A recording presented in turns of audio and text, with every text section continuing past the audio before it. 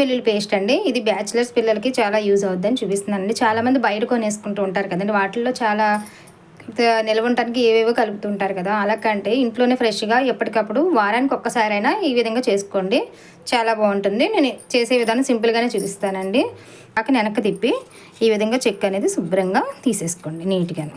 ఇదిగోండి, ఇప్పుడు వెల్లుల్లిపాయలు ఉన్నాయి కదా, ఈ వెల్లుల్లిపాయలని ఏం వలవాల్సిన అవసరం ఏం లేదండి. జస్ట్ ఇదిగోండి ఇలా తీసేసుకుని పాయలు పక్కకు పెట్టేసుకోండి.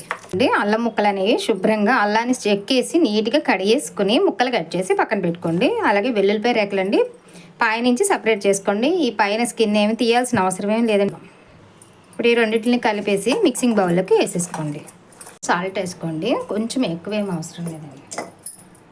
అలాగే కొంచెం పసుపు అండి, అంతే, ఎక్కువేం అవసరం లేదు. ఇప్పుడు మిక్సీ పట్టేసుకున్నాం. ఇంతే అండి, అల్లం వెల్లుల్లి పేస్ట్ అయిపోయింది. ఈ విధంగా మెత్తగా మధ్య మధ్యలో కలుపుకుంటూ మెత్తగా మిక్సీ పట్టుకోండి. అల్లం వెల్లుల్లి పేస్ట్ నాకు ఈ సీసా నిండా వచ్చిందండి. ఇది 1 వీక్కి సరిపడుతుందండి ఫ్రిడ్జ్లో పెట్టుకుంటే. ఈ విధంగా చేసుకోండి ఫ్రెండ్స్, బయట కొనుక్కోమాకండి. ఈ విధంగా వీక్లీ 1 టైం అయినా అల్లం వెల్లుల్లి పేస్ట్ ఈ విధంగా చేసుకోండి.